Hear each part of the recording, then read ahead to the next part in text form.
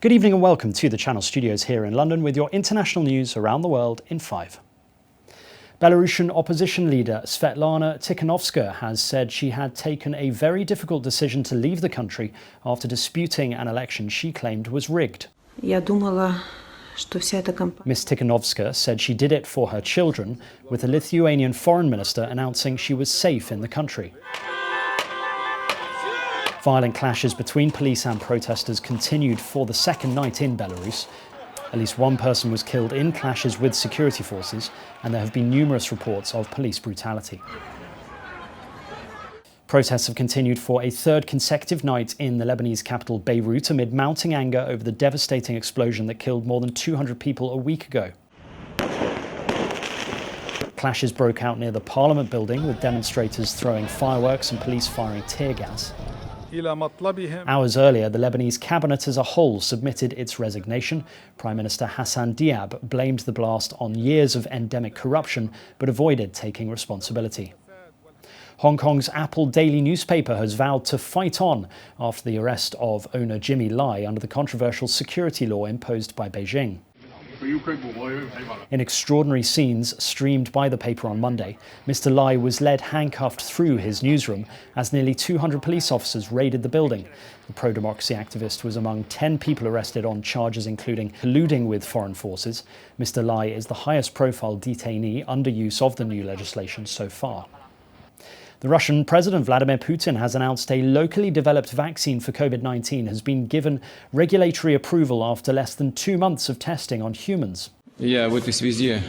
Putin said the vaccine had passed all the required checks, adding that his own daughter had already been given it. Officials have said they have plans to start a mass vaccination in October. However, experts have raised concerns, suggesting researchers might have cut corners to achieve those results. US President Donald Trump has been escorted out of a news conference after Secret Service agents shot and wounded a man who claimed to be armed outside the White House. Records hopefully soon.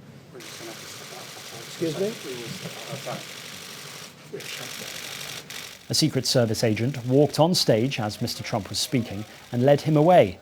The incident happened 1 block from the compound when an officer shot a suspect who had run aggressively towards him.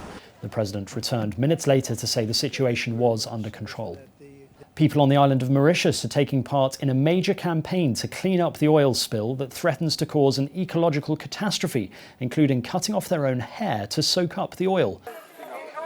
Mauritians made floating booms of human hair and leaves in a round-the-clock scramble to mop up oil leaking from the grounded Japanese ship MV Wakishio. Mauritius has declared a state of emergency as at least 1,000 tons of oil is estimated to have leaked, with 500 tons salvaged and some 2,500 tons remaining inside the carrier.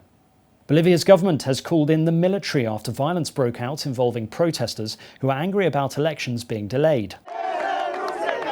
The government announced it had ordered police and military to protect key installations and the transport of medical oxygen from the clashes between pro-government and opposition supporters, demanding a quick election.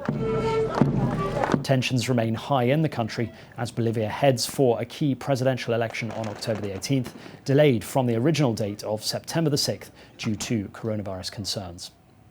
Singapore has started crushing ivory tusks worth an estimated $13 million in what authorities say is the biggest such event worldwide in recent years. The event was streamed online due to COVID-19 restrictions. This signals Singapore's intentions to fight against illegal wildlife trade. The crushing may take several days and fragments will subsequently be incinerated. People have lined up to vote in Egypt as polls opened for a 2-day election to choose members of a newly created second chamber of parliament. The Council of Senators will be an advisory body without legislative powers.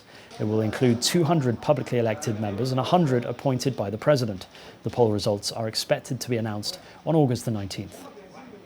And finally, 2 former captive beluga whales, Little Grey and Little White, have been released into the world's first open-water sea sanctuary for beluga whales in Iceland. The whales were transported individually a short distance from the indoor facility to the sanctuary.